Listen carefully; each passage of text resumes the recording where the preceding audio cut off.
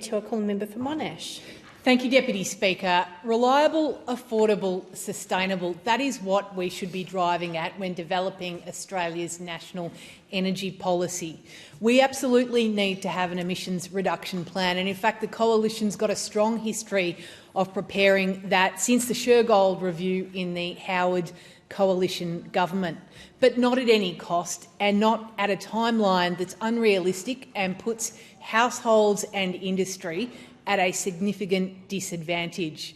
Now, Labor and the Teals would have you believe that the energy transition Australia is confronting is simple, cheap and easy. And it's not. It's actually complex, complicated and at a cost. And that's what we've got to work our way through in a sensible, pragmatic manner. We need to make sure that we've got all technology available and on the table. That includes carbon capture and storage, nuclear and other options. Australia at the moment is an outlier to most of the rest of the world. Canada, the United States, Japan, China, India, the Eurozone, New Zealand. Chris Bowen seems to know something that the rest of the world doesn't, and that is because they are confronting those three key challenges of reliability, affordability and sustainability. And I fear the Teals are making a lot of this worse in spooking state governments, particularly. We've seen it in New South Wales, where Penny Sharp, the Energy Minister there, is effectively using government funding to get Origin to keep its Eraring power station open for longer than its natural life. And in Victoria, where we've got once 4, now 3 coal-fired power stations, looking at Yallourn, for example, owned by Energy Australia, where they are still providing 22% of Victoria's baseload electricity. Now, Yallourn's set to close in the next 3 years. All of those coal-fired power stations will come to the end of their natural engineering life at some point, but there is not a clear, sensible way forward that the Victorian government have been able to come up with in being able to replace effectively 22% of our baseload electricity within those next 3 years.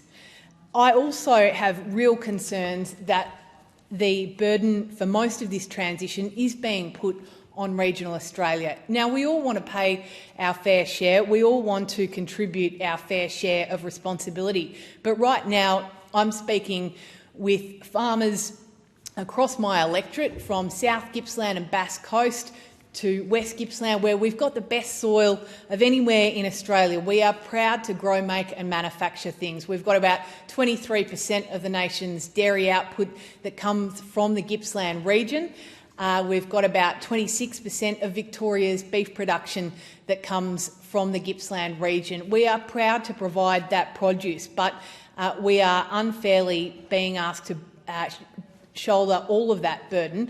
And there's a couple of examples from a number of offshore wind proposals off the coast that would have transmission lines going through some of that prime agricultural farmland through to Darnum, which is in West Gippsland. We grow great horticultural produce and dairy produce there. They are looking down the barrel of a huge battery energy storage project that those neighbouring farms don't want, that the Victorian Energy Minister Lily D'Ambrosio is just riding roughshod over those local communities. And I really want to commend the effort of my state parliamentary colleague, the member for Narrabeen, Wayne Farnham, who has stood shoulder to shoulder with that farming community. We've met with the local residents, we've heard the concerns, and I am imploring the Victorian state government to take those concerns seriously, to listen to our regional communities, that we cannot shoulder all of that burden.